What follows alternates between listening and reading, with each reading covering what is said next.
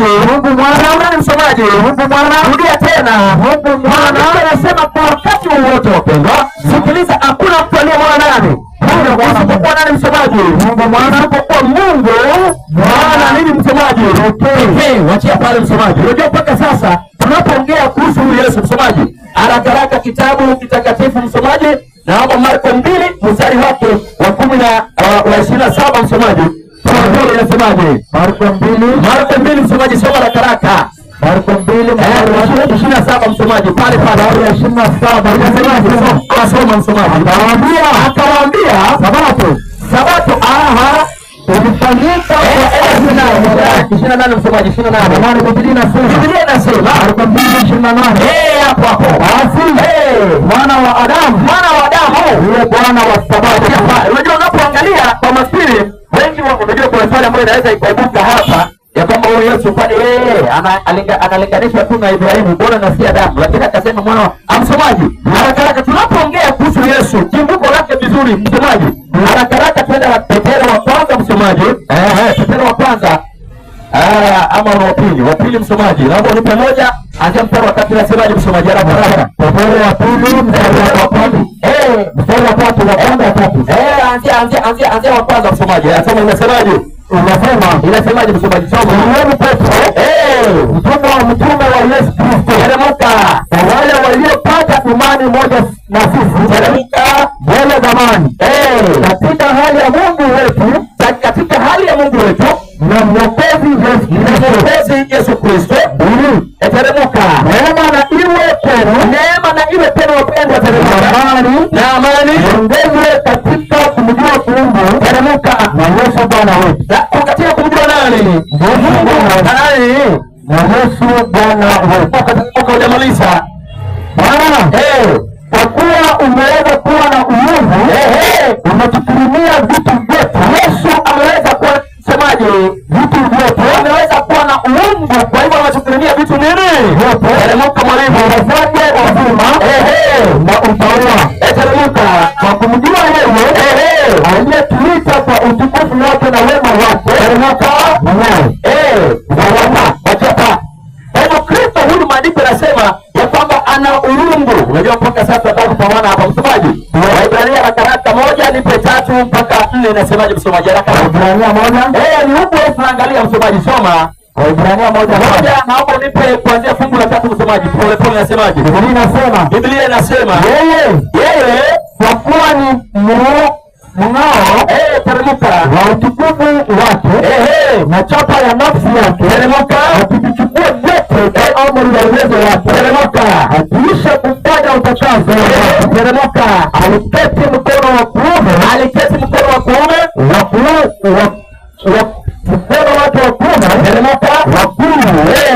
Yuko juu. Teremka. Amefanyika bora kupita malaika. Amefanyika bora Yesu kupita malaika. Teremka. Kwa kadiri jina alilolipa Mungu tukufu kuliko wao. Teremka mwalimu. Mstari wa 5. Wachia pale. Sasa sikiliza, huyu Yesu amefanyika bora kuliko malaika wapendwa. Unajua mpaka sasa mtu ananiuliza na pasta, sasa huyu Yesu tunaona unabamanya hapa, unasema ya kwamba yeye ni Mungu. Msomaji, vitabu vitakatifu, huyu Yesu, maandiko yenyewe unaposoma inaweka bayana vizuri ya kwamba yeye ni msomaji. Haraka kitabu cha Waebrania 1 naomba ulipe nani nasemaje msomaji? Haraka. Biblia inasema katika habari za mwana asema chako cha enzi Mungu cha milele na milele. Kitabu cha enzi cha nini? Cha Mungu. Cha nini? Cha Mungu. Sasa swali liko hapa, je, Yesu huyu ambaye tumekuja kuelewa kwamba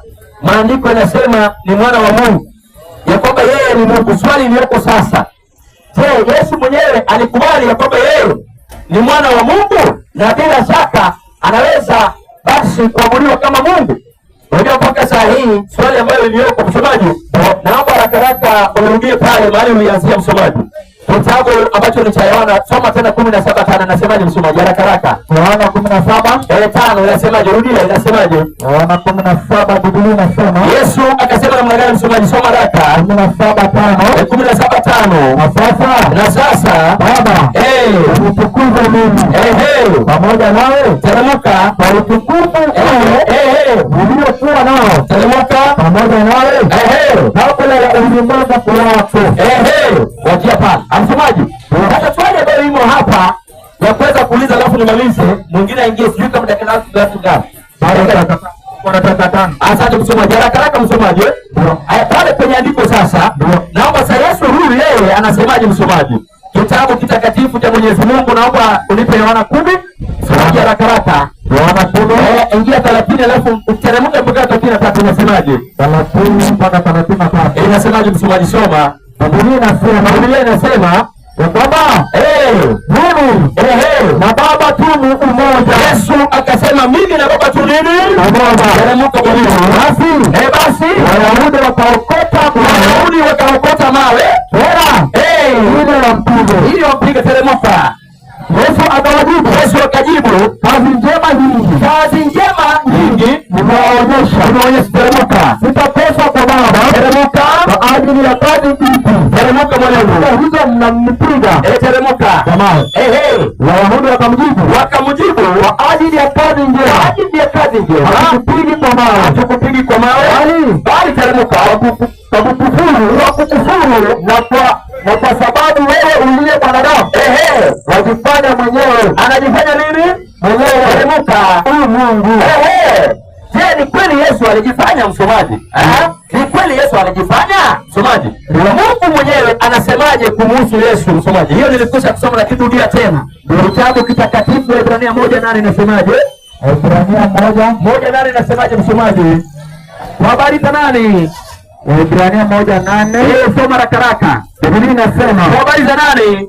Lakini kwa habari za mwana asema. Kwa habari za mwana asema, kiti chako cha enzi. Mungu ni cha nini? Cha milele na milele. Msomaji, cha milele na milele. Pale Mungu mwenyewe, yeye mwenyewe ndiye anayekiri ya kwamba kiti chake cha enzi, huyu ambaye tunamtaja hapa leo, ya kwamba ni kiti ambacho ni cha ajabu. Sikiliza, na anamuita Mungu. Msomaji, rudia tena, rudia msomaji. Lakini kwa habari za mwana anasemaje?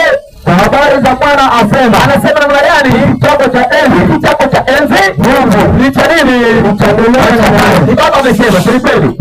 Anasemaje? Haraka haraka, Yohana 5:43. Sasa usikilize hapa katika hoja hii. Je, tunapojiuliza maswali, Yesu mwenyewe anasema anakuja kwa jina la nani? Msomaji, asoma andiko lasemaje? Yohana 5:43. Msomaji, haraka haraka. 43. Biblia inasema mimi nimekuja kwa jina la Baba yangu. Jina nani msomaji?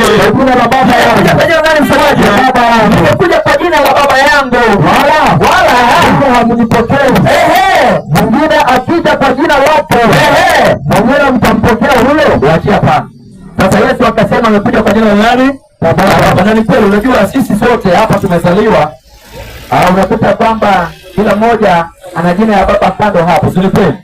Unaitwa nani? Kwa mfano mimi naitwa Dennis Ukumbukumbe, ni ya baba, Ucheno ndio yangu. Bwana asifiwe. Kwa hivyo Yesu anasema amekuja kwa jina la nani? Baba. Amekuja kwa jina la nani? Baba yake. Sasa mandugu zetu Waislamu, sasa swali ni kwa huyu Yesu ambaye sisi tunamfahamu kama Mungu, wao wanamfahamu kweli kama Mungu? Sijataja Qur'ani yote, nitakuja kutaja baadaye. Wao wanamfahamu vipi huyu Yesu ambaye sisi tunamhubiri kama Bwana na Mungu na Mwokozi wetu? Msomaji, nadhani nimefika pale. Sijui kama masaa nimekwenda ama imefika pale. Wasikilizaji wetu, tunakapenda moja. Kuna mahali popote pale tumesikia mwalimu wetu wa Kristo akisema kwamba Yesu ni Mungu. Na je, wewe ambaye anaongea amethibitisha kwamba Yesu ni Mungu mwenyewe? Mimi nimeona kama bado hajaniambia bado. So waje tumwalike Omar aje hapa tuelezee Yesu mwenyewe ni Mungu ama ni binadamu, ambayo sisi hatuwezi hukumu, bali hivi mnaosikiza ndio mtahukumu. Karibu sana mwalimu wetu Omar. Dakika 20. Dakika 20 naam. Haya. Alhamdulillah. Mungu salatu wa salama ala rasulillah, amma ba'd. Na kumtakia rehema na amani zimwendea kiongozi wa umma na sio mwingine wa Mtume Muhammad sallallahu alaihi wasallam. Wandugu zetu Waislamu, kwanza na wasalimu, wassalamu alaikum wa rahmatullahi wa barakatuh. Msomaji wangu kama uko tayari, msomaji wangu uko tayari, ndio mwenyekiti aweze kubonyeza muda wataweza kuanza mada ya leo. Mchungaji kachagua, je, Yesu huyu ni Mungu ama sio Mungu? Soma mwalimu wangu. A'udhu billahi minash shaitani rajim. Barikiwa. Bismillahir rahmanir rahim. 75 al-Karim. Ndio ninasema naam, Masihi bin Maryam, Masihi bin Maryam, yani Yesu mwana wa Mariamu, si chochote ila ndio mtume tu. Kwa hivyo Masihi Isa bin Maryam si chochote ila ni mtume. Wewe ukikuja useme ni Mungu, aya inasema huyu ni mtume, na mtume hawezi akakuwa Mungu. Mtume anatumwa na Mwenyezi Mungu kwa ajili ya wanadamu, huyu hawezi akakuwa mtume. Mwalimu wangu, kwa ajili ya kusafisha mazingira, Qur'an sura klasa ya 1 hadi ya 4. Twende vitu. Bismillahir rahmanir rahim. Barikiwa. Sema ni Mwenyezi Mungu mmoja tu. Rudia tena. Mwenyezi Mungu mmoja tu. Kwa hivyo Mungu ni mmoja, Mungu hana wapili wake. Teremka na andiko. Mwenyezi Mungu tu ndiye anayestahili kukusudiwa na viumbe vyake vyote. Barikiwa. Teremka. Kwa kumwabudu na tunamwabudu, tena tunamlomba na kumtegemea, na tunamtegemea. Hakuzaa, cha kwanza hakuzaa wala hakuzaliwa. Huyu ndiye Mungu na ambaye tunamjadili sisi Waislamu ndani ya Qur'ani. Mungu hakuzaa wala hakuzaliwa. Tuulize, je, huyu Yesu kazaliwa ama hakuzaliwa? Qur'ani 3:45. 3:45 al-Karim. Bismillahir rahmanir rahim. Barikiwa msomaji. Shuka andiko. Kumbukeni waliposema malaika. Hebu sikiliza mchungaji, kumbukeni waliposema malaika. Ewe Maryam. Mariamu ni mwanamke. Ewe Maryam, Mwenyezi Mungu ndio anakupa habari njema za kumzaa mtoto. Kwa hivyo Yesu anazaliwa ni mtoto Mungu, na mchungaji amesema Yesu ni nani? Mungu. Maliza andiko. Bila ya mume, bali ndio kwa kutamkwa neno tu litokalo kwake na kukwambia zaa, ukazaa pasi na kuingiliwa. Kwa hivyo huyu Yesu alizaliwa na neno lilitoka kwa nani? Kwa Mungu. Kwa hivyo kuna Mungu na kuna nani? Na kuna Yesu. Hapo 49 na atamfanya huyu Mungu, atamfanya huyu mtoto ndio mtume wana wa Israeli. Kwa hivyo Yesu ni mtume kwa wana wa Israeli. Yesu si Mungu. Yesu katika hapo sio Mungu, na Yesu siku ya mwisho watakuja kuulizwa, je, wewe Yesu ataulizwa na Mungu, je, wewe Yesu uliambia watu wakuite Mungu? Qur'ani 5:17. Bismillahir rahmanir rahim. Sikuambia lolote. Ndio, naanzia 16. Nakumbukeni Mwenyezi Mungu atakaposema. Hebu mchungaji, sikiliza Qur'ani bahari kubwa. Nakumbukeni Mwenyezi Mungu atakaposema, ewe Isa ibn Maryam. Rudia tena. Ewe Isa ibn Maryam. Kwa hivyo hapa Mungu anamwambia nani? Yesu. Kwa hivyo Yesu sio nani? Sio Mungu. Maliza andiko. Wewe ndio uliwaambia watu nifanye nini mimi na mama yangu? Kuwa waungu badala ya Mwenyezi Mungu. Yesu atasema nini? Aseme Nabii Isa. Ndio aseme Yesu kumwambia Mwenyezi Mungu. Yesu sasa ambia Mwenyezi Mungu. Kwa hivyo kuna Mungu na kuna Yesu. Yesu ambie Mungu, wewe umetakasika na kuwa na mshirika. Mungu ametakasika na kuwa na mshirika. Hainijuzi mimi kusema ambayo si haki yangu kuyasema. Ndio, kwa kuwa ina uongo. Kwa hivyo mtu akisema Yesu ni Mungu, hiyo ni maneno ya nini? Ya uongo. Na siku ya mwisho Yesu atasema Yesu ni nani? Si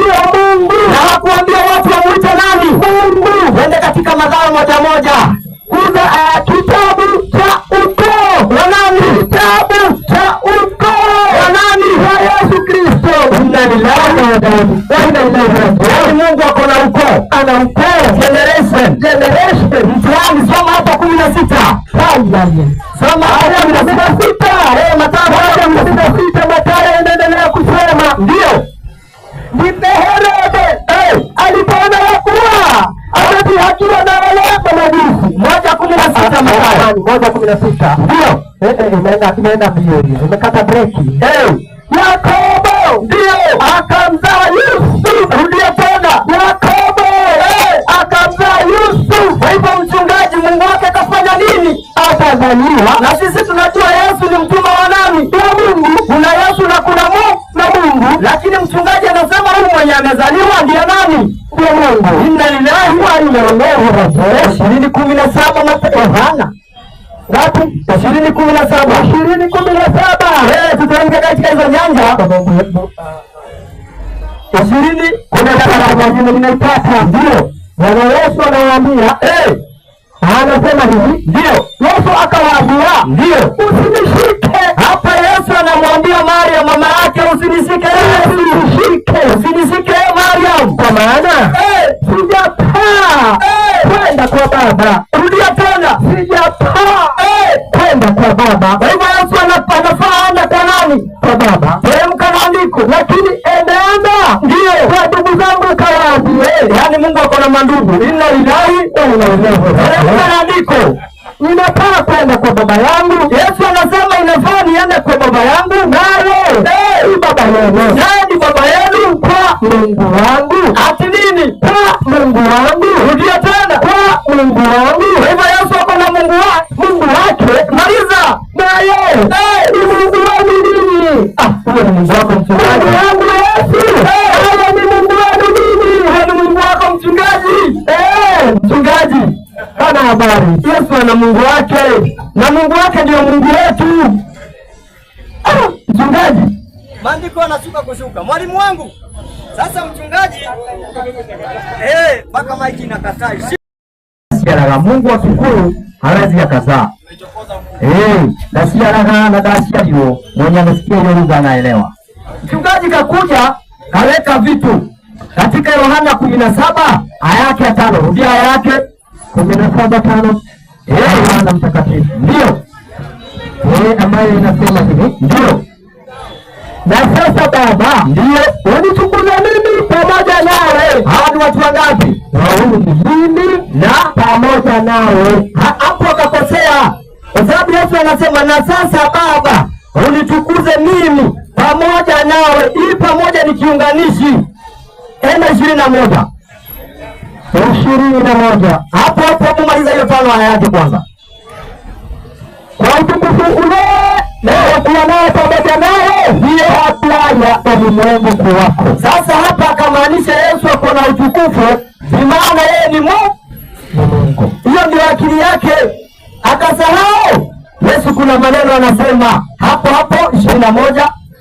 Unasema wote wawe na umoja. Sikiliza mchungaji, wote wawe na umoja. Tuanze 20. Hapo 21. Wote wawe na umoja. Ndio kama wewe Baba ndio ulivyo ndani yangu nami ndani yako. Yesu anasema hao wanafunzi wawe na umoja kama vile wewe ulivyo ndani yangu nami ndani yako. Maliza. Hao nao wawe ndani yetu. Ndio ili ulimwengu upate kusadiki ya kwamba ndio wewe ndiwe uliyenituma. 22. Nami utukufu ule ulionipa. Kwa hivyo hata hao watakuwa miungu. Nami utukufu ule ulionipa nimewapa wao. Ati nini? Nimewapa wao. Mchungaji atasema Yesu hapa na utukufu. Kumbe utukufu wa Yesu amepewa wanafunzi. Kwa hivyo hata wanafunzi ni Mungu. Mchungaji akaenda Yohana 10:30. Soma andiko 10:30. Ni Yohana 10:30. Yohana inasema tena ndio mimi na Baba. Rudia tena. Mimi na Baba. Ukisikia mchungaji na ni kiunganishi. Mimi na Baba, hiyo ni kiunganishi. Vitu mbili hizo. Mimi na Baba. Maliza. Tu umoja. Rudia tena. Tu umoja. Hivyo hapa kuna Yesu na kuna Mungu. Sasa wacha tuangalie Yesu mwenyewe. Akiwa huko mbinguni ni Mungu ama ni nani? Matendo ya Mitume 7:55. 7:55. Ndio. Kitabu ni Matendo ya Mitume. Akiwa huko mbinguni ni Mungu ama ni nani? Tunaangalia. Hatuwezi tukakuacha hadi useme Yesu ni Mungu na amezaliwa. Matendo ya Mitume 7:55. Twende vitu 7:55, kitabu ni Matendo ya Mitume ambayo inasema hivi. Ndio. Aya ya 55. Ndio. Changamka kwa muda. Lakini yeye akijaa Roho Mtakatifu. Mchungaji anajua huyu ni Stefano. Stefano akijaa Roho Mtakatifu akakaza macho yake akitazama mbinguni. Stefano anakaza macho anaangalia mbinguni, akaona utukufu wa Mungu. Ndio. Na Yesu akisimama upande wa mkono wa kuume wa Mungu. Rudia tena. Lakini yeye ndio akijaa Roho Mtakatifu. Huyu ni Stefano akijaa Roho Mtakatifu akakaza macho yake akitazama mbinguni. Ndio. Akaona utukufu wa Mungu na Yesu ndio akisimama upande wa mkono wa kuume wa Mungu. Kwa hivyo Yesu amesimama upande wa mkono wa nani? Wa kuume wa Mungu. Amesimama. Na huko ni wapi? Mbinguni. Huko ni wapi? Mbinguni. Kwa hivyo kuna Mungu na kuna kuna Mungu ameketi katika kiti cha enzi. Yesu amesimama. Kwa hivyo kuna Yesu na kuna Mungu. Kuna Mungu. Kwa hivyo Yesu sio nani? Sio Mungu. Maliza na hiyo andiko. Teremka na hiyo andiko. Andiko yenyewe 7:55 inaendelea kusema. Ndio.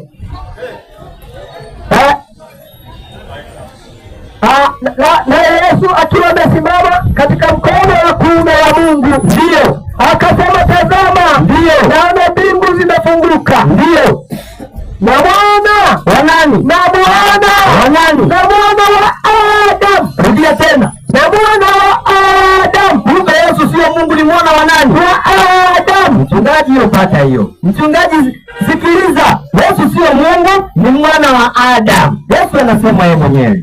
Kwa hivyo ukisema Yesu ni Mungu, tunakushangaa. Mungu na ambaye sisi tunamtukuza ndani ya Qur'ani 2:55. Sikiliza, Qur'ani bahari kubwa. Hii ni bahari kubwa mchungaji. Huwezi ukaingia hivi hivi. Sikia Qur'ani inaeleza. Sura Bakara 2:55. Sikiliza maandiko. Sikiliza aya ya Mwenyezi Mungu. Unasema hivi. Ndio. Mwenyezi Mungu. Hakuna Bwana ila wewe. Kwa hivyo hakuna Mungu ila Mungu mmoja. Kwa hivyo Mungu ni Allah peke yake, na ndiye mwenye uhai wa maisha. Kwa hivyo Allah ndiye mmoja na ndiye mwenye uhai wa maisha. Musa mwenyewe alipewa Torati na Mwenyezi Mungu. Aliambiwaje na Mungu? Je, sheria Mungu ni wawili ama ni mmoja? Kumbukumbu la Torati 6:4. Kumbukumbu la Torati. Hapa hakuna kubahatisha.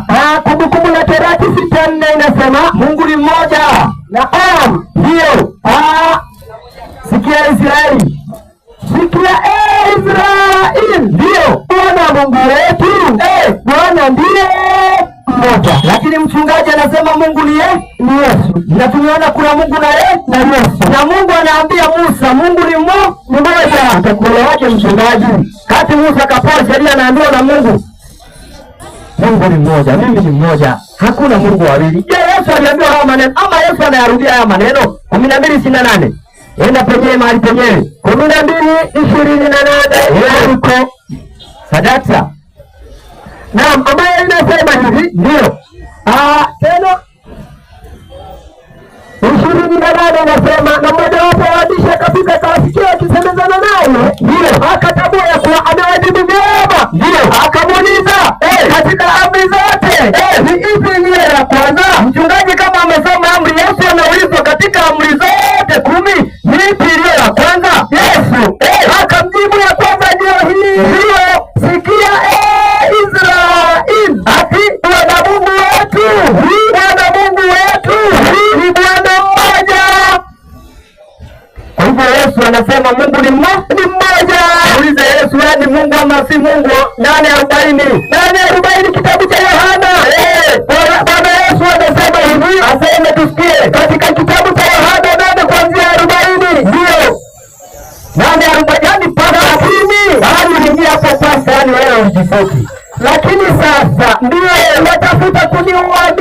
Nani? Mtu. Rudia tena. Lakini sasa mnatafuta kuniua mimi? Mtu. Yesu anasema na sasa mnataka kuniua mimi mtu. Kwa hivyo Yesu ni nani? Ni mtu. Sio nani? Sio Mungu. Na mchungaji anasema Yesu ni nani? Ni Mungu. Inna lillahi wa inna ilaihi rajiun. Andiko hiyo mchungaji, sijui umevaa miambao au vipi, kuelewa maana mchungaji, andiko liko wazi. Yesu anasema ni mtu. 9:15 Mathayo 9:15 kitabu cha Mathayo mtakatifu inasema ndio. Yesu akawaambia walioalikwa harusini ndio wawezaje kuomboleza muda bwana harusi akiwapo pamoja nao? Mwalimu wangu, naam, badilisha 2:2 Yohana 2:2 Yohana mtakatifu inasema ndio. Mbili aya yake ni ya 2:2 inasema Yesu naye alikuwa amealikwa wapi? Amealikwa wapi? Harusini pamoja na wanafunzi wake. Kwa hivyo Mungu wa mchungaji amealikwa wapi? Harusini ya Betudau. Mchungaji, Mungu wako amealikwa harusini. Maliza andiko. Hata divai yani pombe ili patumikia ndio mama Yesu. Mama yake Yesu. Mungu wa mchungaji ako na mama. Mama Yesu akawaambia nini? Hawana divai. Ati hawana kinywaji. Teremka. Yesu akawaambia mama kuna nini mimi nawe? Kwa hivyo Mungu huyo anamwita ako na mama, na tunajua Yesu Mungu hawezi kuwa na mama. Mungu kazi yake ni kuumba. Akisema kitu ikuwe inakuwa. Kun fayakun. Hizi dunia na mbingu zimeumbwa kwa neno la Mwenyezi Mungu, na sisi wote tumeumbwa kwa neno la Mwenyezi Mungu. Si maneno yangu. Yakobo 1:17. Si maneno yangu. Yaani Biblia iko kwa kichwa mchungaji. Iko hapa Yakobo 1:17. Teremka ambayo anasema hivi. Ndio. Kitabu cha Yakobo 1 aya yake ya 17. Ndio. Inasema.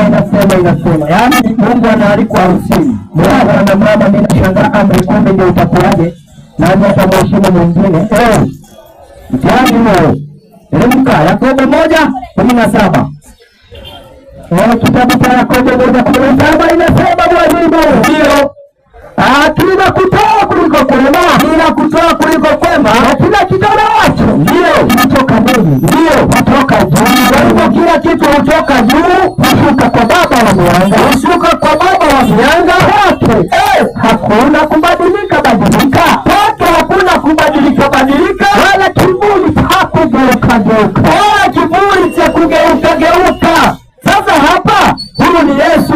Mchungaji kasema Yesu ni Mungu. Mungu anachoka ama Mungu anasinzia ama Mungu analala? Mungu halali. Zaburi 121 aya 4. Mungu halali. Sikia mchungaji.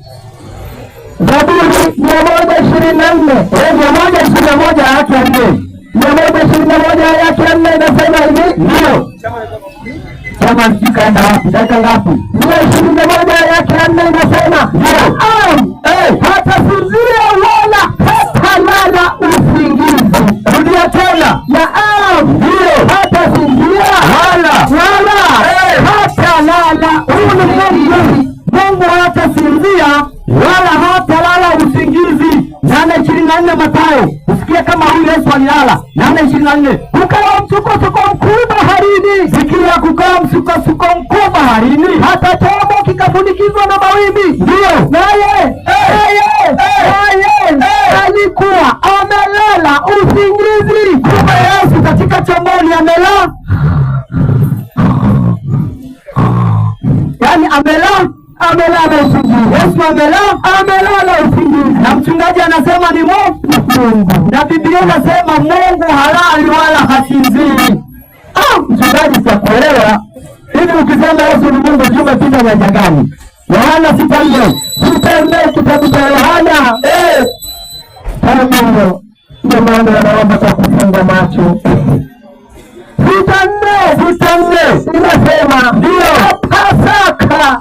Na Pasaka sikukuu ya Wayahudi ilikuwa karibu. Ndio basi Yesu alipoinua macho yake ndio akaona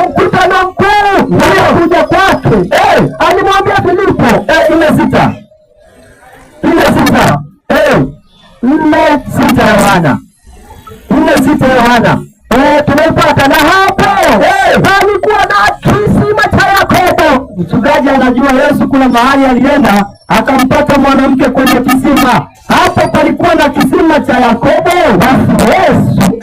Basi Yesu kwa sababu alikuwa amechoka. Ati nini? Basi Yesu kwa sababu alikuwa amechoka.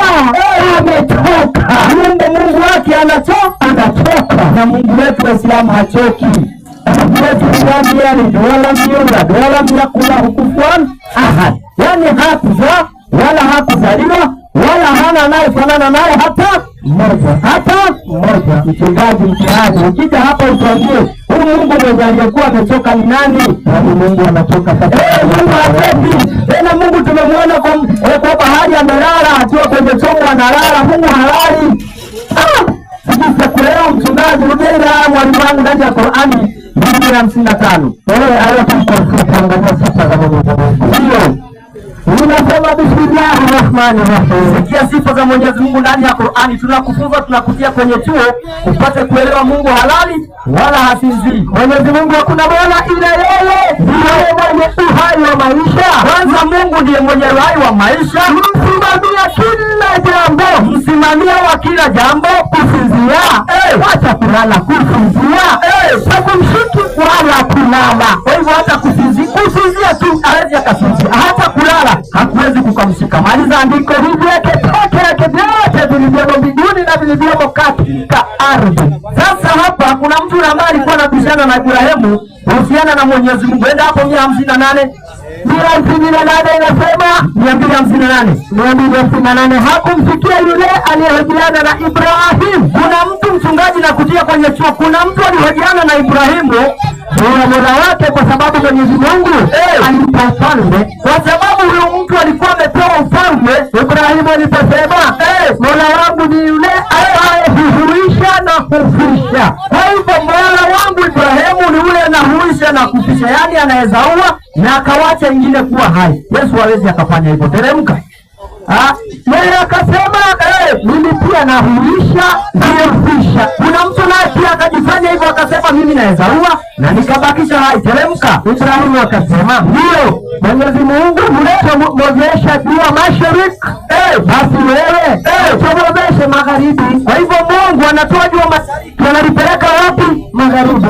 Mchungaji ukija hapa utuambia kama Yesu anaweza hivyo. Kwanza Yesu anafanya kazi kwa idhini ya Mwenyezi Mungu. Qur'ani 3:49 ndio 3:49 Qur'ani inasema hivi, ndio aya yake 49 ndio bismillahirrahmanirrahim, na atamfanya nani? Mtume kwa wana wa Israeli. Kwa hivyo Yesu hapa Mungu anamfanya kuwa mtume kwa wana wa nani? Wa Israeli. Teremka na andiko tusikie kama Yesu anaweza fanya muujiza wowote bila Mwenyezi Mungu. Teremka.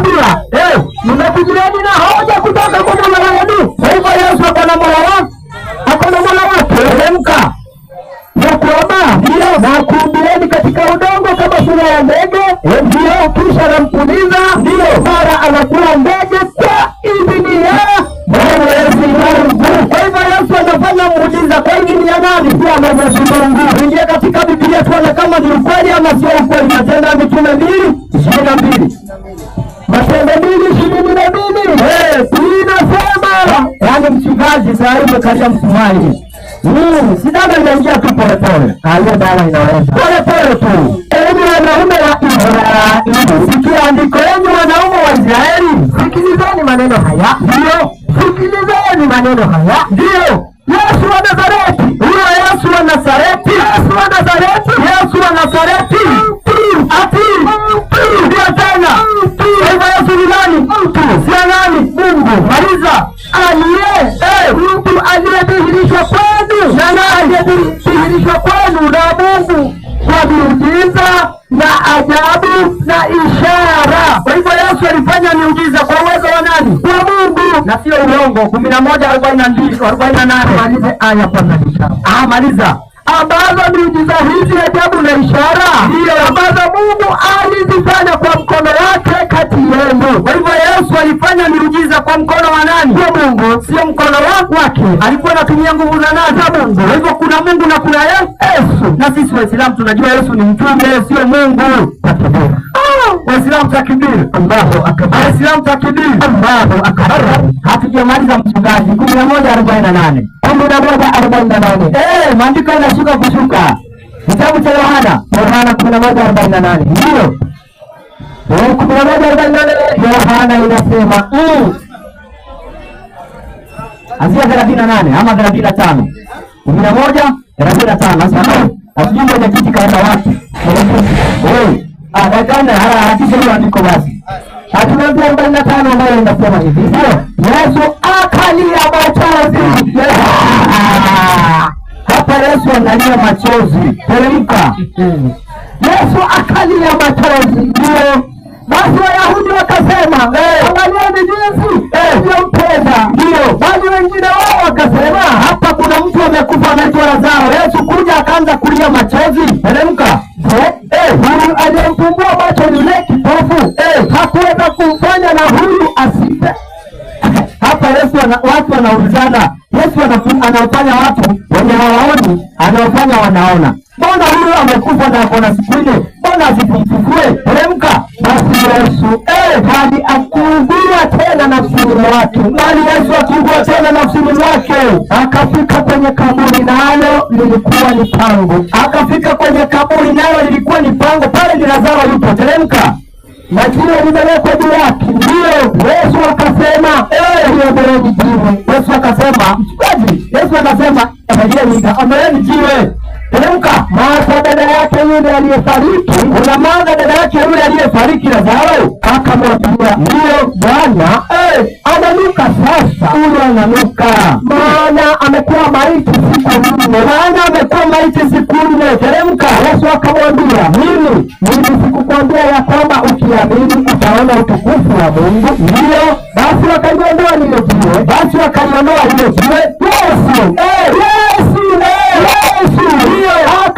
macho yake juu. Yesu akainua macho yake juu, akasema, mimi Baba nakushukuru.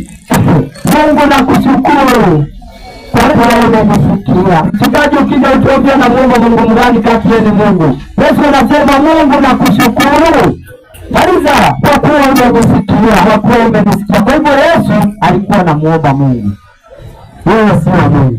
Ukiambia watu Yesu ni Mungu, kuja na hoja na ambayo itaweza kueleweka, ili sisi Waislamu tukavua kanzu, tukawacha kutawadha na maji baridi sisi saa 11 tukaingia kanisani. Itakuwa ni bora tu tukijua huyu Yesu ni Mungu, tafurahi sana. Tutakufuata huko kanisani.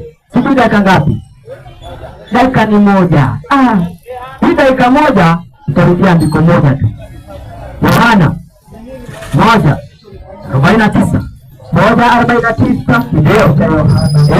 Changamka. Inasema ndio.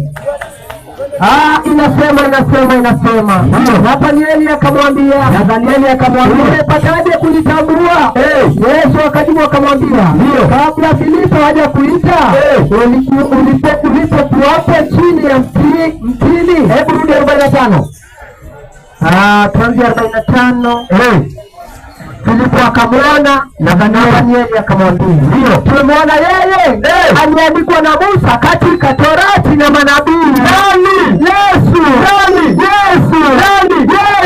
Ndio Bwana wa Yusufu wa Nazareti. Yesu Bwana wa Yusufu wa Nazareti. Mungu hawezi kuwa mtu. Yesu ni mtu, mwana wa Yusufu wa Nazareti. Hivyo mchungaji, kumbe Yesu alikuwa na mwema Mungu wake, anainua mikono juu ili Lazaro afufuke. Assalamu alaikum wa rahmatullahi wa barakatuh. Kabisa ndiye anielewe. Msomaji, hiyo Qur'an tuligusie 16 ulipe 43 kwanza. Alafu soma kwanza Qur'an kwanza 16:43 alafu ndio nikuje taratibu. Hebu soma inasemaje? 16:43 inasemaje? Qur'an inasema sasa hatukuwapeleka arudia anza vizuri muone. Sasa hatukuwapeleka wametoka teremka kabla yako isipokuwa wanaume ambao wafunuliwa teremka. Basi waulizeni wenye nini msomaji? Waulizeni wenye kumbukumbu za vitabu vya Mwenyezi Mungu. Vitabu za nani msomaji? Vitabu vya Mwenyezi Mungu. Sasa sisi ndio wenye vitabu. Asikiliza sasa tunakuja sasa. Nataka sasa niwaambie vizuri. Unajua tulianza nikaweka kidogo mkafikiria kwamba hoja hii haijakamilika. Sasa naweka hoja vizuri. Msomaji uko pale. Asikiliza sasa. Ameanza hapa kwa kusema ya kwamba ati Mungu wetu Yesu ni mtu. Sasa mtu anaweza akawa Mungu. Msomaji, kama hiyo ndio inawasumbua, wacha niwape jibu tuendelee. Msomaji, Kutoka 15:3 msomaji, weka haraka inasemaje? Biblia ni Kutoka 15:3 msomaji, weka. Kama shida ni ya kwamba Mungu ni mtu, basi sikiliza sasa msomaji, soma 15 soma haraka 3. Inasema Biblia inasemaje? Bwana ni nani? Mtu wa vita. Bwana ni mtu wa vita, wachia pale. Kwa hivyo kama unatetesi ya kwamba Yesu kwa sababu ni mtu hawezi akawa Mungu, nimekupea kazi na riziki. Msomaji, rudia tena. Inasemaje? 15:3 inasema Bwana ni nini msomaji? Bwana ni mtu na nini msomaji? Sasa nikasikia mwalimu wenzangu alipokuwa hapa akatoa tetesi sana, akasema ya kwamba huyu Yesu ambaye tunamzungumzia yeye amemwona ni mtu tu. Sasa hawajadhibitisha kufahamu ya kwamba tunapoongea kuhusu Yesu, unaweza ukaongea kuhusu Yesu kimwili na unaweza ukaongea kuhusu Yesu kuhusu nini? Roho. Aya, sasa wacha nidhibitishe msomaji. Yesu alipokuwa hapa, Biblia inasema vizuri ya kwamba alichukua msomaji, haraka kitabu cha Filipi 2, naomba unianzie 5 teremka taratibu msomaji hadi 9. Inasemaje? Sikiliza sasa, habari inasemaje msomaji? Soma Filipi huyu Yesu ambaye tunamzungumzia hapa. Maandiko yanasemaje msomaji? Haraka Wafilipi nimesema ngapi msomaji? Anzia 5. Msomaji wangu nachelewa, unajua dakika zimekwisha. Nataka nijibu haraka. Mbona hujafika? 2, 5 na 6 msomaji. Teremka. Soma inasemaje? Inasema kwa sababu ya ushirika. Anzia 6 msomaji, haraka. Nami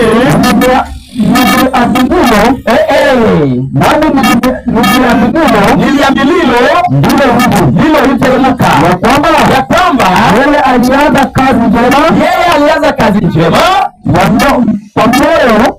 Msomaji uko Filipi kweli 2 msomaji unasoma wapi?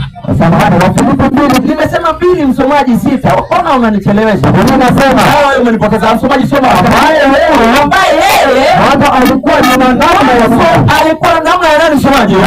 Namna ya nani msomaji? Namna ya Mungu teremka. Naye kuona kule kuwa sawa na Mungu, kuwa ni kitu kuwa sawa na nani? Na Mungu. Kuwa sawa na nani? Na Mungu. Kwa Yesu alikuwa sawa na nani msomaji? Na Mungu. Teremka, hujamaliza. Kuwa ni kitu cha kushikamana nacho. Teremka mwalimu. Aya 7 inasemaje? Bali alikifanya kuwa hana nini msomaji? Alikuwa hana utukufu. Teremka. Akatwaa namna ya utumwa. Akawa nani? Ana mfano wa mwanadamu. Hata hapa hujaona ya kwamba huyu ni yule ambaye alikuwa ana nini? Usawa na Mungu, lakini akaja akachukua nini msomaji? Haraka ongeza msomaji. Kitabu Petero wa kwanza 3:16. Tusikie hii siri ambayo tunazungumzia hapa ni kubwa mno msomaji, haraka.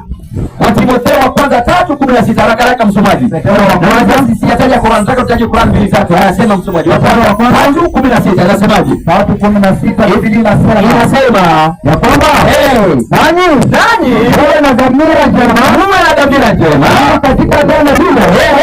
Nani alisingiziwa msomaji? Uko kweli kitabu cha Timotheo Petero. Msomaji, mbona unanipoteza? Wa Timotheo msomaji, kuwa chapchapa pale. Tatu msomaji 16 anasemaje? Timotheo wa kwanza 3:16 inasemaje? Soma haraka. Hapa ni wa pili 3:16. Haraka msomaji, angalia ni wa 3:16. Hebu soma haraka inasemaje? Samahani. Nimesema wa kwanza 3:16 wa pili. Ni wa pili. Haraka. Nimesema wa 16. Nimekwisha soma haraka. Inasemaje? Jiepushe na maneno yasiyo na maana. Teremka ambayo si msomaji uko wapi? Tumepewa pili. 2:15. Nimesema 3. Mwalimu wewe sasa unanipoteza. Mwalimu wewe unanipoteza. Mwalimu andiko Msomaji, mbona tupatani? Mbona tupatani msomaji? Ulikuwa wa kwanza 16, wa kwanza 3:16. Wa kwanza 3:16. Ulikuwa pale. Wa kwanza 3:16. Ilisemaje? Haraka msomaji. Unajua hapo kuna hoja hapo. Inasema namna gani? Wa kwanza 3:16 Biblia inasema. Sasa soma sasa. Na bila shaka ndio hapo sasa. Siri ya utauwa ni kuu. Mungu alidhihirishwa katika nini? Alidhihirishwa katika nini? Ateremka mwanadamu. Akajulikana kuwa na haki katika roho. Akaonekana na malaika. Akahubiriwa katika mataifa. Akafanya nini? Akamnunua pale msomaji wakia pale. Sasa tunaona ya kwamba wacha kama niende pale msomaji. Unajua hapa tulikuwa hapa akaja akasema ya kwamba huyu Yesu ambaye tunamhubiri hapa si Mungu. Sasa wacha nikwambie hivi. Nataka nikwambie ya kwamba maandiko yanasema tunapoongea kuhusu Yesu ni vizuri tufahamu kitu cha kwanza, yeye ni mwana wa nani? Ni mwana wa Mungu, na hata yeye anadhibitisha msomaji. Mathayo 5:26 haraka inasemaje msomaji? Soma haraka inasemaje? Soma haraka inasemaje? Biblia inasema nakwambia utoke humo kamwe hata uishi kulipa sana. Yohana samani msomaji. Yohana 5:26 msomaji. Samani nimesahau funga. Inasemaje? Haraka 5:26 inasemaje msomaji? Biblia inasema ya kwamba ana kama vile Baba alivyo na uzima nafsini mwake. Wachia pale. Yesu anatambua kuna nani msomaji? Kuna nani msomaji? Kuna Baba. Umenisikiza vizuri? Asikiliza sasa. Niliposoma hapa, nilisoma kitabu ambacho niliona 1:14 nikasema hivi, ya kwamba unaposoma Biblia maandiko yanasema ya kwamba huyu ambaye tunamzungumzia alikuwa ni Mungu, lakini akachukua nini? Akachukua mwili ya kibinadamu. Msomaji, soma haraka inasemaje? 1:14 inasemaje? Nimesema 1:14 msomaji. Haraka. Yohana 1:14 inasemaje? Biblia inasema neno alifanyika nini msomaji? Alifanyika mwili akakaa kwetu. Nasi tukafanya nini? Utukufu wake kama utukufu wa nani? Utukufu kama wa mwana pekee atokaye kwa Baba. Atokaye kwa nani? Anasema mwana ametoka kwa nani? Ametoka kwa nani? Sasa kama ametoka kwa Baba, Baba alikuwa wapi?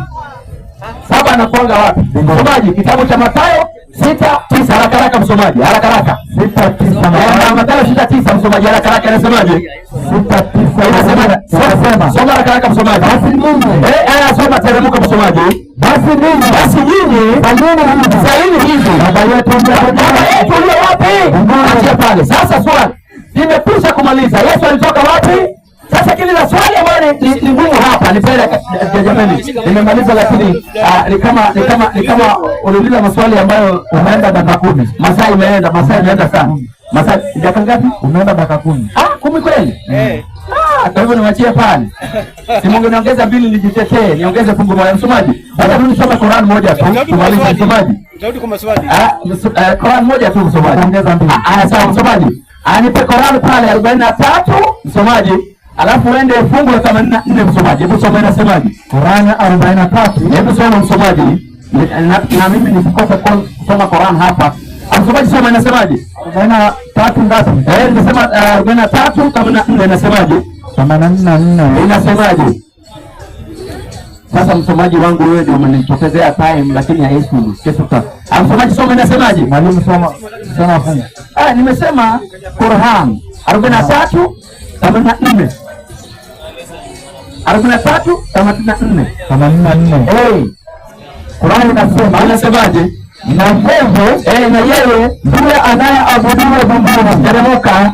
Na anayeabudiwa ardhini. Teremka. Naye ni mwenye hekima. Kwa hakika unasoma Qur'an ngapi? 43 84 ni 84. Ndio. Ateremka. Inasema na yeye ndiye aabudiwa mbinguni na anayeabudiwa ardhini. Naye ni mwenye hekima, mwenye elimu. Kwa hivyo sikiliza, alileta swala la ibada hapa. Akasema tunamwabudu nani? Msomaji. Yohana yeye unaposoma Tomaso anasema namna gani? Msomaji 20:28. Haraka inasemaje? Yohana 20:28. Msomaji haraka wamenikazia 20. Walipomwona Yesu walisema namna gani? Yohana 20:20. 20:28 msomaji. Asante imenipa kisogo, lakini sikiliza wapendwa, namaliza tu kusema hivi. Sisi kama Wakristo mtetea Yesu kama Mungu kwa sababu Biblia inasema hivyo.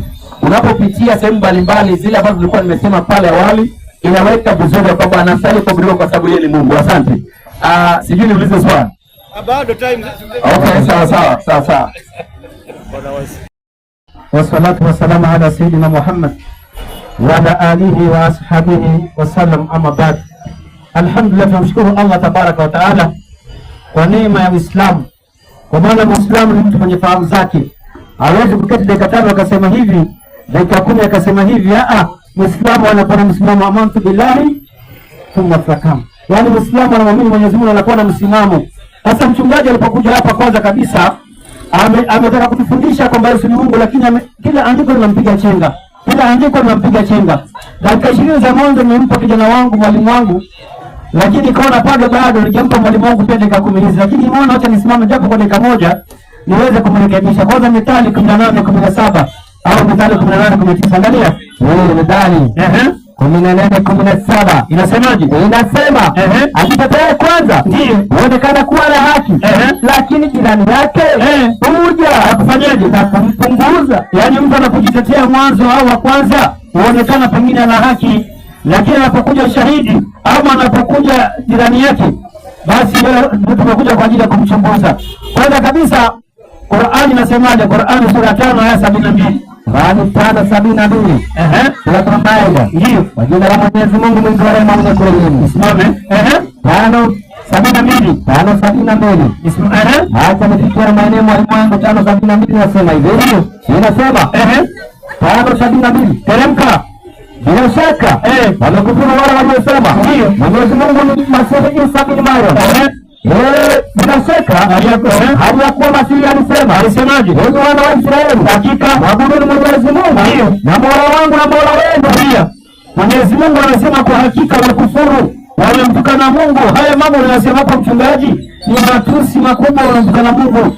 Hali ya kuwa Masihi yaani wewe kumwita Yesu Mungu, Qur'an anasema kwa hakika wamekufuru wale waliosema Mwenyezi Mungu ni Masihi Isa mwana wa Mariamu mtume wa Mungu. Na hali ya kuwa Yesu alipokuwa duniani alisema, enyi wana wa Israeli, mwabuduni Mwenyezi Mungu, Mola wangu naye ni Mola wenu. Sasa ndugu yangu, wakati andiko katika kitabu cha Kutoka 13:5 anasema Mungu wao ni mtu mwenye vitu, ni mtu wa vita. Kumbe hivi vita tunaona Somali, tunaona wapi? Kumbe ni Mungu wao wa vita. Huu ni msiba. Yaani Mungu wao ni mtu wa vita. Rudia katika 13:5 kitabu cha Kutoka 15:3. Yaani haya machafuko tunayaona hapa, Mungu wao anapenda sana vita. Anapenda wewe. Maliza mwalimu. Yaani nasema Bwana ndio mtu wa vita. Sasa je, Bwana ni mtu wa vita? Je, kweli inawezekana Mungu kuwa ni Mungu kuwa ni mtu? Kitabu cha Hesabu 23:9 andika hiyo. 23:19 inasemaje? Mungu si mtu. Anakumbe Mungu si nini? Si mtu. Na Mungu wao ni mtu mwenye nini? Vita. Kumbe huyo mwenye vita sio nani? Sio Mungu. Mwalimu endelea. Inasema ndio aseme uongo wala si mwanadamu ajute, wala si mwanadamu afanye nini? Ajute. Je, Yesu aliwahi kujuta ama Yesu hakuwahi kujuta? 27:45 Mathayo 27 kitabu cha Mathayo 27. Teremka mwalimu. 40 ngapi mwalimu wangu? 27:45. 27:45. Teremka. Inasema hivi. Katika wenye kuandika inasemaje? Watu wote 27:45 Mathayo 27:45. Inasema tangu saa 6 alikuwa anaagiza juu yote. Alikuwa anajua juu ya nchi yote hata saa 9. Na kama saa 9 ndio Yesu akapaza sauti yake kwa nguvu akisemaje? Eloi lama sabakthani. Maana yake yaani ndio Mungu wangu ndio mbona umeniacha? Nani wewe mwenye kulia? Yesu ni Mungu wa nani? Mchungaji anaitwaje? Nikukumbushe. Mchungaji anaitwaje? Jina lako ni nini? Kumbe Mungu adanisha analia msalabani, anasema ele lama sabakitani, yaani Mungu wangu mbona umefanyaje? Ameniacha. Kumbe hata kujiokoa hawezi, anataka Mungu afanyaje? Amuokoe. 6:12 Luka 6:12. Kitabu ni cha Luka. Yaani mchungaji bado, yaani siku bado kakimbia mapema. Teremka. Wewe 6:12 kitabu cha Luka. Inasemaje? Ikawa siku zile aliondoka akaenda mlimani ili kuomba. Yaani Yesu alienda mlimani ili kufanyaje? Kuomba. Baada ya kuomba akakesha usiku kucha. Ndio, katika kumwomba Mungu. Yaani Yesu alikesha usiku kucha katika kumwomba nani? Mungu. Na yeye anaitwa nani? Ati Mungu. Basi dalisha. Ndio kukumbuka vitu zingine zile za mbele kidogo. Kwa hiyo tunataka kuona ya kwamba kumbe maandiko yameelezea kwamba Yesu alipokuwa msalabani akalia ele lama sabakitani, Mungu wangu mbona umefanyaje? Umeniacha. Na pia vile vile tumeona Yesu ameenda kukesha siku kuja katika kumwomba nani? Mungu. Na anaomba Mungu gani wakati yeye ni Mungu? Hatari. Hii ni msiba kabisa. Baba, yaani nashangaa Luka 2:21. Luka 2:21. Inasemaje? Katika nyanja zenyewe katika Luka 2:21 inasema, yapunguza hata zilipotimia siku 8 za kufanyaje? Za kumtahiri, aliitwa jina lake Yesu, maskini ya Mungu. Kumbe Mungu wa pasa alifanywaje? Alitahiriwa. Anatahiriwa na nani? Na watu. Jamani, msiba viumbe zake tena, yaani viumbe wanamshika Mungu, wanamtahirisha. Ni msiba huu kabisa, yani wallahi. Kama ningekuwa msiba, neema. Uislamu ni neema. Yaani unaabudu Mungu ambaye kwamba anashukuru. Baba, naam, hebu tumuulize kati ya Mungu ambaye kwamba anaabudiwa na ndugu yetu na shetani ibilisi, nani mwenye nguvu? Nenda katika kitabu cha Mathayo 4:1. Mathayo 4:1. Kitabu ni cha Mathayo 4:1. Wewe ndio katika Uislamu pasta. Jamani, ukija msikitini tutakufanya muadhini na hakuna mshahara. Hatumbatize. Kumbatize pasa na kuangalia pasa huko alafu ni jahannam. Wallahi. Teremka mwalimu. Kisa Yesu akapandishwa na roho nyikani. Ndio. Ili ajaribu na ibilisi. Akafunga siku 40 mchana na usiku. Ndio. Mwisho akaona njaa. Na kumbe Mungu wake anaona nini? Njaa. Maskini. Na mimi naona nini? Njaa. Kumbe mimi na Mungu wake bora moja, sio kitu kimoja. Maliza mwalimu. Unasema mjaribu akamjia akamwambia, ukiwa ndiye mwana wa Mungu, ndio amuru kwamba haya mawe yaandikate. Naye akajibu akasema, ndio imeandikwa, mtu hataishi kwa mkate tu. Yesu alipoambiwa kama ni mwana wa Mungu ageuze jiwe kwa mkate, akasema mtu atafanyaje? Hataishi kwa mkate tu. Kumbe anajitambua kama nani? Mtu kwamba yeye hawezi kuishi kwa mikate tu. Maliza andiko. Ila kwa kila neno ndio litokalo kwa kinywa cha Mungu. Maliza. Inasema kisha ibilisi akamchukua mpaka mji mtakatifu, akamweka juu ya kinara cha hekalu. Jamani, ibilisi amembeba Yesu mpaka juu ya nini? Hekalu. Juu ya kinara. Kinara, jamani, kinara ni kama ile mnara wa msikiti unaiona pale. Sasa ibilisi akambeba Yesu mpaka juu ya kinara, yaani msiba. Mungu anabebwa na shetani kiumbe chake, anamweka mpaka juu ya kinara, yaani msiba kabisa. Yaani ndugu yangu, hatari. Hii ni hatari ndugu yangu. Yaani unapokuja katika Uislamu, njoo mapema. Yaani leo mapema pasi, mimi nakwambia, mje mapema, mchelewe. Maandiko yanasema kumbe ibilisi akamchukua Yesu mpaka juu ya nini? Hekalu, kinara. Juu ya kinara kirefu, hekalu. Sasa ikiwa Mungu Yesu anabebwa na shetani mpaka juu ya nini? Atakuwaje Mungu? Hatari. Hawezi kuwa Mungu. Mwalimu, ipo. Lazima tuanze. Kwa nini ndugu yangu anashindwa kumjua Mungu na kujua Yesu? 9:39 Yohana 9:39. Kitabu cha Yesu. Mbona Muislamu jamani, alhamdulillah tunashukuru. Utapata mtu kutoka mashambani kule kuangamia kabisa, ndani kabisa, lakini anamjua Mungu wa kweli. Mtu anaishi mjini kama pasta, amekuwa amesoma, amepata digrii ya kwanza, amepata digrii ya pili, anakosa kujua Mungu. Yaani anashinda na mtu alitoka msituni ambaye kwamba Mungu amemnyima pesa na elimu akampa kumjua yeye. Alafu pasta jamani, mtu aliyesoma akashindwa kujua Mungu ni nani? Maliza maandiko mwalimu. Inasema Yesu akasema, ndio mimi nimekuja ulimwenguni humo wahukumu, ndio ili wahukumu, ili wao wasioona nao wanaoona wawe vipofu. Tulia kwanza, niruka mwalimu. Maandiko yanasema hivi, Yesu amesema nimekuja ulimwenguni humo kuhukumu, ili wale wasioona wapate kuona, yani vipofu.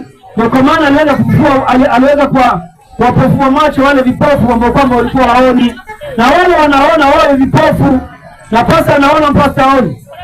Mwalimu pasa anaona haoni? Anaona. Kumbe Yesu anasema amekuja amfanye nini? Huyu anafaa kumwona. Yesu anasema Yesu amekuja kufanya pasa awe nini? Aone. Afanye nini? Afanye kipofu. Kumbe pasa anaona sasa ni nani? Kipofu. Na kipofu kimwambia kipofu mwenzake atumbukie Simoni. Atatumbukia Simoni. Mungu anasema Qur'an 6:22 kimalizia. Nafikiri muda yuko naona kama ndiko mingi ukasema nimekuja na vijana safari. Yaani naona pasa kidogo. Huyu inshallah tunatarajia silimu tu. Nataka ataangalia kanzi yake tu. Ya kitani. Sio mwalimu. 6:22 inasema je, aliyekuwa maiti kisha tukamhuisha na tukamjalia nuru. Yaani aliyekuwa kafiri kisha akasilimu kwa nuru hiyo kutembea mbele za watu atakuwa sawa na yule hali yake. Sasa tunamkaribisha kwanza katika Uislamu, kwa maana mtu ambaye kwamba si Muislamu ni kama mtu ambaye kwamba ni maiti. Mungu anasema aliyekuwa maiti kisha tukamuisha tukampatia nuru ya Uislamu atakuwa sawa.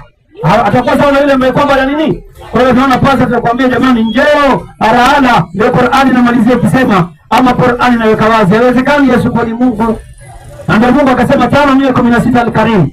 5:16. Kitabu cha Qur'ani inasemaje? Inasema hivi, kwa jina la Mwenyezi Mungu mwingi wa rehema mwenye kurehemu. Nakumbukeni Mwenyezi Mungu atakaposema Isa bin Maryam. Jamani, mnamtia Yesu matatani. Mungu anasema kumbukeni atakapomweka Yesu mahakamani atasema, ewe Isa bin Maryam, wewe uliwaambia watu nifanyeni mimi na mama yangu kuwa waungu badala ya Mwenyezi Mungu. Wewe Isa, wewe ulipata kuambia watu pamoja na mama yako kwamba wewe ni Mungu.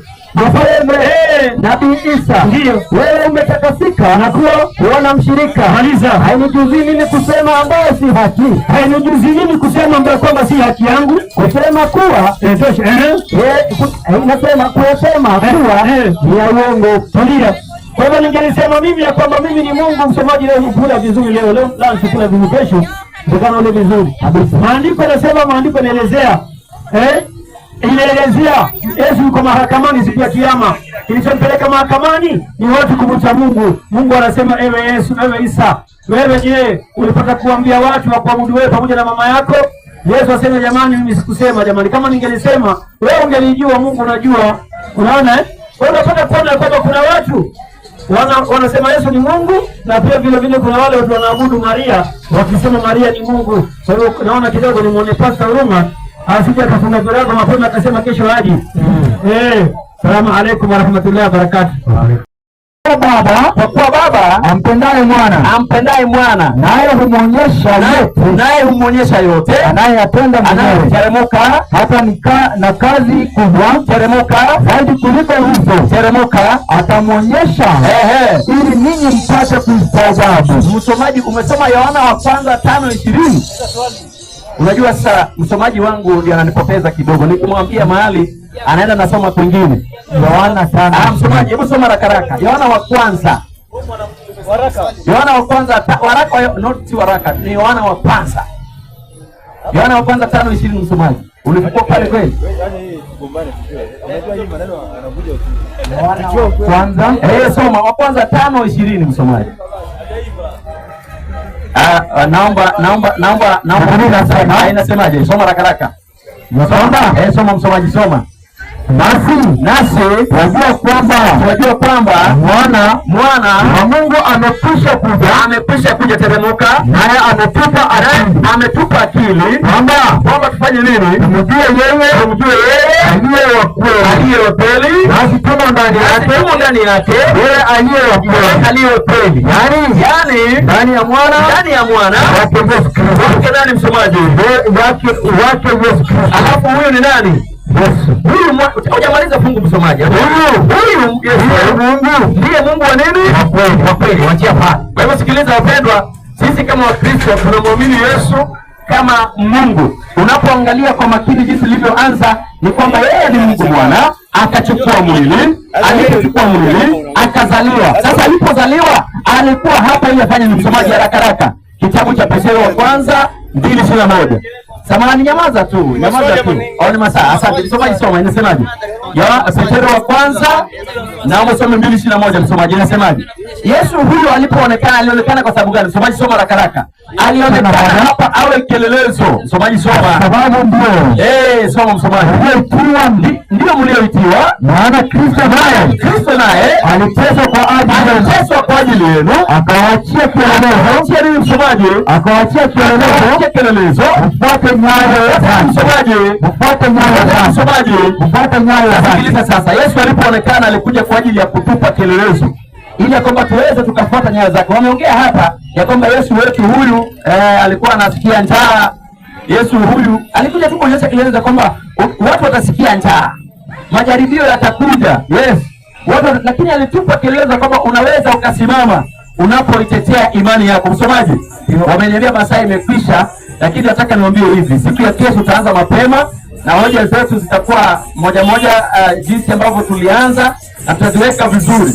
Swali langu ni je, wao kama Waislamu, Yesu kwao, je, wanaposoma Biblia wanamwona nani? Msomaji, na fungu langu linatoka hapa, nasoma fungu alafu niweke swali. Msomaji, kitabu kitakatifu cha Mwenyezi Mungu, naomba unisomee fungu moja, alafu wao wenyewe waweze kudhibitisha, waweze kupangua. Msomaji, Yohana ni 1:14. Hebu soma alafu wapangue. Msomaji, soma Yohana 1:14. Soma 18 alafu wapangue. Msomaji, soma Yohana 1:18. Alafu wapangue. Msomaji, soma. Biblia inasema ya kwamba hakuna mtu aliyemwona Mungu. Hakuna mtu aliyemwona Mungu wakati wowote. Mungu mwana pekee aliye katika kifua cha nani? Baba. Swali rahisi msomaji. Teremka. Huyu Yesu ndiye aliyemfunua. Ndiye aliyemfunua. Ndio. Teremka. Umemaliza kweli? Mungu mwana nini? Pekee. Swali. Wakati Biblia imesema ya kwamba kuna Mungu mwana, nyinyi mnaelewa hapo vipi? Swali. Hebu pangue. Pastor time. Asante. Mungu mwana mnamuelewa vipi? Asante sana pastor.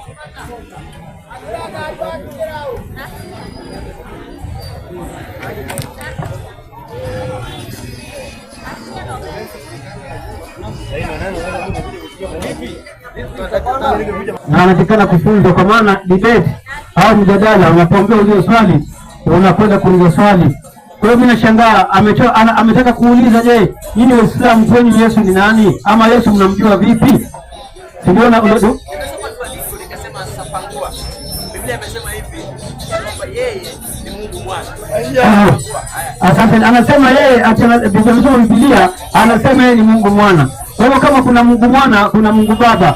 Kwa hivyo kutakuwa na Mungu wangapi? Sasa angalia maandiko ya 17:3 Yohana. Hatari. 17:3 Yohana, ndio na hatari hii. Teremka. 17:3. Inasema hivi, na uzima wa milele ndio huu. Wapi huo? Na uzima wa milele ndio huu. Wapi huo? Wakujua wewe nani? Mungu wa pekee. Wa kweli. Mchungaji sikia, Mungu wa pekee. Na wakujua wewe. Mungu wa pekee. Na nini? Wa kweli. Ndio. Na Yesu Kristo. Unafanyaje? Uliyemtuma. Waislamu takbiri. Allahu. Kumbe Yesu katumwa na nani? Na Mungu. Kumbe kuna Mungu na kuna nani? Na Yesu. Sasa nini maana ya pekee? Mungu amesema na uzima milele ndio huu. Wakujua wewe Mungu wa nini? Wa pekee. Kitabu cha Mhubiri 7. Mhubiri. Nini maana ya pekee? Nifundishe pasa leo. Sasa leo digrii weka chini, sasa leo nakufundisha masomo kuanzia nasari chekechea. Anaingia chuo. Teremka mwalimu. Hapo changazo. Mhubiri 7. Mhubiri 4:7. Mimi natumia primato sana. Teremka. Mhubiri 4:7. Ndio maana inanichanganya. Kila Biblia nyingine hapo unaona shangaa leo kwa nini hapo? Mhubiri 4:7 inasema hivi. 4:7 inasema kisha nitarudi tena. Ndio. Na kuona ubatili chini ya jua. Kama kuna mtu aliye peke yake, ndio, wala hapana wa pili yake. Kumbe peke, ukisikia pekee hakuna wa pili wake. Teremka. Inasema naam. Hana mwana. Kumbe Mungu ni wa pekee, hana nani? Hana mwana wala hana nani? Wala hana ndogo. Kumbe Mungu hana mwana wala nani? Ndogo. Sasa katuliza, nyinyi Waislamu mnamtambua nini? Mnamtambua Yesu vipi? Kweli si kweli? Tuulize Qur'ani sura ya 19, sura Maryam aya 30. Sura Maryam. Ile Bwana akasema 19:30. Inasema hivi, kwa jina la Mwenyezi Mungu, Mungu wa rehema, mwenye kurehemu. Yule mtoto akasema, Yesu miujiza ya kwanza alizungumza akiwa mtoto wa siku moja. Teremka. Hakika ni mja wa Mwenyezi Mungu, hakika mimi ni mja wa Mwenyezi Mungu, amenipa kitabu na amenifanya nabii. Amenipa kitabu na amenifanya nani? Nabii. Kumbe Yesu ni nani? Nabii. Sio nani? Sio Mungu. Mchungaji nasikia Imata siku nyonge, kumbe ni nani? Nabii. Maliza. Inasema na amenifanya mbarikiwa popote nilipo. Kumbe Yesu ni nani? Yeye ni mbarikiwa pia. Qur'ani imesema ni nabii. Nabii. Biblia inasema ni nabii au si nabii? 21:10 Mathayo. 21:10. Kitabu ni cha Mathayo. Ndio. Alafu mchungaji amekaa na Biblia. Hataki kunipa. Ndasoma tu. Soma hiyo. 21. Tuna Biblia yetu hapo ndani pia mwalimu. Hata hiyo umewekelea Qur'ani pia, Biblia nzuri hiyo. Hiyo umewekelea Qur'ani hapo. 21 ngapi? 21:10 Mathayo. 21:10 Mathayo inasema hata alipoingia hekaluni, hata alipoingia Yerusalemu, mji wote ukataharuki. Ndio. Watu wakasema ni nani huyu? Zamani watu wanakosa kumjua Yesu, kama vile pasta amjui Yesu mpaka leo. Maandiko akasemaje? Makutano wakasema ndio huyu ndio ni yule nabii. Wapi? Yesu wa Nazareti ya Galilaya. Waislamu takbir. Allahu Akbar. Kumbe Yesu ni nani? Nabii. Na Qur'ani imesema ni nani? Nabii. Biblia imesema ni nani? Nabii. Lakini pasta anamuita nani? Mungu. 15 kuna nani Wakorintho wa kwanza ndio mwisho. Maliza. 15. Alafu nasema kuna ndugu anataka kusilimu. Alikuwa pia anataka kusilimu. Akaribie. Alikuwa pia anataka kusilimu. Nenda kangu mbili hebu mlete ndugu yangu. Mlete kuja ndugu. Kuja hapa. Mpatie kipaza sauti. Waislamu takbir. Hapo kwa msemaji. Mpe kipaza sauti. Niko mpe kipaza sauti. Mpe kipaza sauti hapo. Ndugu jambo. Jambo. Asante sana. Unaonaje mkutano? Sawa. Unasemaje bwana? Yesu ni Mungu. Bwana changanywa wewe.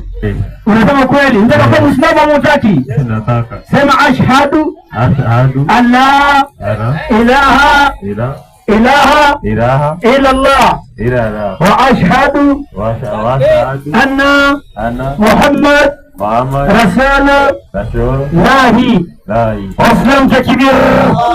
Ashakuwa Muislamu. Mchungaji bwana, yeye sema kwa jina la Mwenyezi Mungu mwingi wa rehema, mwenye kurehemu.